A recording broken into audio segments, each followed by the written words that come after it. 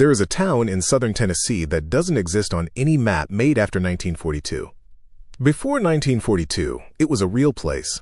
It had a name, a post office, a school, a church, and about 340 families who had been farming that land for 4 generations.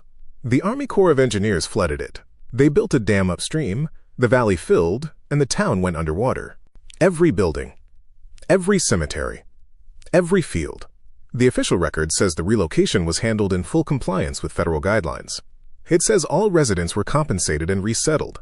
The descendants of those 340 families say something different. And on a clear day in late summer, when the reservoir level drops low enough, you can still see the roofline of the old church. Still there, still standing, 60 feet underwater. This is the first of 3 stories about places the government says don't exist. The towns remember differently. Hey, welcome back to Red State Horror. You know what I've been thinking about lately? How much of American history lives in the places that aren't on the map anymore? I don't mean ancient history. I don't mean the distant past. I mean living memory. I mean places that people who are still alive remember as home. Places where they grew up, where their parents are buried, where their grandparents built something from nothing, that were taken, flooded, cleared, or closed, and that the official record then quietly described as if no one had ever been there. That erasure is its own kind of horror, not supernatural, not dramatic. Just the specific, grinding reality of being told that the thing you remember didn't happen the way you remember it, or didn't happen at all. Tonight I have 3 places like that. 3 communities where something happened that the official record minimized, misrepresented, or, in one case, simply omitted. 3 places where the evidence is still there, still in the ground, or still in the water, or still in the health statistics of the people who lived through it, waiting for someone to come out and look. I came out and looked. The Red State Horror presents The Town Remembered Everything. The government said it never happened. Let me tell you what I found. Story 1. The town that's still down there, Pickett County, Tennessee, submerged 1942, official record disputed. Dale Hollow Reservoir in Pickett County, Tennessee is a beautiful lake. Clear water, forested hills, quiet coves. If you're from Tennessee or Kentucky, you've probably fished it or know someone who has. It's the kind of place that looks like it was always meant to be a lake. It wasn't. Before 1942, that valley was home to a community called Willow Creek, not a formally incorporated town, more of what they called a settlement community in the Cumberland Highlands. A cluster of farms and families that had been working the same bottomland for 4 generations. By the 1940 census, the Willow Creek Valley had 341 households, about 1,400 people. The Dale Hollow Dam project began in 1941. The Army Corps of Engineers needed the valley. What happened to the people in it depends entirely on who you ask. The official record, the Army Corps documentation, the federal displacement reports filed at the time, the historical assessments that reference the project, describes a standard relocation process. Landowners notified, payments made. A small number of disputes were resolved through negotiation. The record uses phrases like orderly transition and full compliance with acquisition guidelines. A woman named Nora Compton is 84 years old and lives in Byrdstown, Tennessee. Her grandmother was one of the 341 households. My grandmother got 6 weeks' notice, she told me, sitting at a kitchen table with a coffee cup she kept both hands around. She had a farm that her father built, a house he built with his hands, a garden her mother had planted. She got a letter in 6 weeks and a check that didn't cover what she'd lost. She paused. The official record says the compensation was fair. My grandmother died at 91, still angry about it. I believed her then. I believe her now. The fairness of the compensation is one dispute, but there's another one that's harder to dismiss because it involves something that can be physically verified. The Willow Creek community had 3 cemeteries, family plots, mostly the way rural communities buried their dead before consolidated memorial parks. The Army Corps was supposed to relocate the graves before the valley was flooded, standard procedure for dam projects. The official record says this was done. In 2009, a diver named Cal Hennessy, he runs a recreational dive operation on Dale Hollow, was exploring the old valley floor in about 50 feet of water during a low water period when he found something he wasn't expecting. A grave marker. Then another one. And another. He surfaced, called his partner, and went back down. Over 2 days of diving, he and his partner photographed 31 grave markers still on the valley floor. Some had fallen, some were still upright. Some were too deteriorated to read. Several were legible. He reported the find to the Army Corps of Engineers district office. They sent someone out, he told me. A field representative. She looked at my photographs. She was polite. She said she'd file a report. That was 2009. I asked if he had ever heard back. I did, he said. A letter, about 4 months later. It said the markers I'd photographed had been assessed and determined to be a small number of pre-relocation graves that had been inadvertently omitted from the 1942 relocation process due to record-keeping limitations of the era. It said the situation was being noted in the project file. He looked at me. Inadvertently omitted, he said. 31 of them. Nora Compton's grandmother had a sister named Louise who died in 1938. Louise is buried in one of the Willow Creek family plots. The official record says that the cemetery was relocated in 1941. Cal Hennessy photographed a headstone reading Louise on the valley floor in 2009. Nora has the photograph on her refrigerator. I'm glad she's still down there, Nora told me. She's still home. That's more than they gave the rest of us. If you've ever wondered why this channel exists, this is why. These stories don't make national news. They don't trend. They just live in the memories of people like Nora Compton, until someone drives out there, sits down and listens. If that matters to you, subscribe and hit the bell. That's genuinely how Red State Horror keeps going. The second story tonight is from Louisiana, 1978. The state called it a minor incident. The cancer rates in that county tell a different story. Story 2. What the state called minor. St. Mary Parish, Louisiana. Industrial event 1978. Health data 1979 to 1995. In May of 1978, there was an incident at a petrochemical facility in St. Mary Parish, Louisiana. A release of chemical byproducts. The Louisiana Department of Environmental Quality, which was still a relatively new agency at the time, investigated and filed a report. The conclusion: a minor industrial incident contained with no significant community exposure. That's the official story. It has been the official story for 46 years. A public health researcher named Dr. Marcus Webb, not the marine biologist from Story 8, a different person, spent 3 years pulling health outcome data from St. Mary Parish for the period 1979 to 1995. He was not specifically researching the 1978 incident. He was looking at rural Louisiana health disparities for a broader study on environmental justice. The numbers in St. Mary Parish for the communities within a 5-mile radius of the facility stopped him cold. Between 1982 and 1991, the rate of a specific category of blood cancers in those communities ran at approximately 340% of the state average, not 34% higher. 340%. He cross-referenced with neighboring parishes. Normal rates.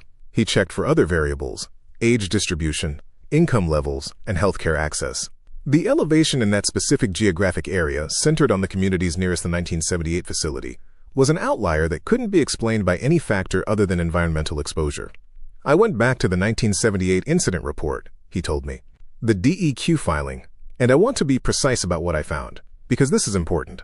The report is accurate as far as it goes. It accurately describes what was measured. The problem is what wasn't measured. The chemical compounds involved in that release have known long-term, low-level exposure pathways that weren't part of the DEQ standard testing protocol in 1978. By 1985, those pathways were well documented in the scientific literature. Nobody went back to St. Mary Parish and said, given what we now know, let's look at this again. 46 years, he said. Nobody went back. I asked him why not. He was quiet for a moment in a way that suggested the answer wasn't simple. Because going back would have meant acknowledging that the 1978 assessment was insufficient. It would have opened liability questions that had already been legally settled. It would have meant looking directly at a community that had been disproportionately harmed and saying, out loud, that the harm was connected to something that was called minor and closed. That's a thing institutions find very hard to do, he said. Not because the people in them are evil, because the systems they operate in make it genuinely costly. And the people who paid the price for that cost were the families in those 5 miles. A woman named Gloria Thibodeau grew up in one of those communities. She is 61 now and lives in Morgan City. She lost her father to leukemia in 1986, her uncle in 1988, her neighbor's husband in 1987, a childhood friend in 1991. We knew, she told me. Everybody in town knew something was wrong. You couldn't know, but when you'd bring it up to doctors, to county officials, to anyone, you'd get the same answer. It's just how it is down here. These things happen. She paused. No, she said flatly. These things were done to us. There's a difference, and the difference matters even if nobody official ever says so. Dr. Webb's research was published in a 2022 Environmental Health Journal. It has been cited 7 times. No state-level investigation has been initiated. The official record still says, minor incident. Contained. No significant community exposure. Gloria Thibodeau knows 4 families who paid for that word. Minor. Story 3. What landed in the field? Prairie County, Arkansas. Event documented locally in 1960. Federal record, absent. This is the story I sat on the longest before deciding to tell it. Not because I doubt the people involved. I don't. Not even a little. But because I want to be precise about what is documented and what is inferred, and the line between those two things in this story requires care. In October of 1960, something came down in a field in Prairie County, Arkansas, about 6 miles east of the town of Dayark, off a county road that doesn't have a name, just a number. The field is still there. The farm it belongs to has had 3 different owners since 1960. The current owner is a man named Darrell Fitch who bought the property in 2003 and who, when I called him, said he'd been expecting someone like me to call eventually. Everybody who buys this land gets told about the field, he said. Not dramatic about it. Just matter of fact, the way a farmer is matter of fact about things. The previous owners told me. I asked them what happened out there. They said they didn't know exactly. They said the man they bought it from told them something came down in 1960, and that the ground in that section has been different ever since. I asked him what different means. Doesn't grow right, he said. The rest of the field, soybeans, cotton, whatever I'm planting that year, grows fine. The northeast corner, roughly 2 acres, grows about half of what it should. Has since I've owned it. Has since the people before me owned it. I had the soil tested twice. The results come back normal. No explanation. It's not ruined land, he said. It just produces less. Like something changed the ground in that section, and the ground didn't fully recover. The 1960 event was reported to the Prairie County Sheriff's Department by the farmer who owned the land at the time, a man named Harold Greer. Harold's report is in the county archive. I've read it. It describes an object coming down at approximately 10 p.m., a noise loud enough to wake the household, and a section of the field showing significant disturbance the next morning. Harold describes scorched earth, a depression in the soil, and what he calls a smell he'd never encountered before that lingered for several days. The Sheriff's Department contacted the nearest Air Force installation. A representative came out 2 days later. Harold's report notes that the representative walked the field, took some samples, and told Harold the event was consistent with a meteorite impact, and that there was nothing to be concerned about. Harold wrote in his report that the representative did not seem surprised. That detail stuck with me. There is no federal record of an Air Force response to Prairie County, Arkansas, in October 1960. I checked. No record of a meteorite collection. No record of a field assessment. The Air Force's own historical records for that period, accessible through the National Archives, show no activity in that county that month. Harold Greer filed his sheriff's report. An Air Force representative visited. Nothing was filed anywhere that I can find. Harold died in 1979. His son James owned the property until 1991. James is 78 now and still lives in Dayark. I drove out and knocked on his door. Dad never talked about it much, James told me. We were standing on his porch. He'd offered me coffee, and I'd taken it, and it was good. He talked about it once, to me when I was maybe 12. He took me out to the field and showed me the corner where it happened. He said, "Whatever came down out there, that man who came from the Air Force already knew what it was. He knew before he got here. He was not surprised." James looked out at the soybean field across the road. That's all Dad ever said about it. He wasn't a man who speculated. He just said that man already knew. I drove out to the field with Darrell Fitch's permission. The northeast corner is visible from the county road if you know what you're looking at. The vegetation is marginally shorter than the surrounding rows. In late-season soybeans, the difference is subtle, maybe a foot of height differential over 2 acres. If you didn't know, you'd drive right past it. I stood at the edge of that 2-acre section for a while, 64 years since whatever came down. 3 families have farmed around it. The ground still produces less in that corner. The federal record has nothing to say about it. Prairie County, Arkansas, remembers it differently. 3 places. 3 gaps between what happened and what the official record says happened. A reservoir in Tennessee with 31 graves still on the floor of it that were supposed to have been moved 80 years ago. A community in Louisiana where the health outcomes of a generation told a story that the state's 1978 incident report never did. A field in Arkansas where the ground has grown differently for 64 years and nobody with authority has ever explained why. I want to say something about the people in these stories before I close. Nora Compton, Gloria Thibodeau, Darrell Fitch, James Greer. These are not people who are angry, exactly, or not only angry.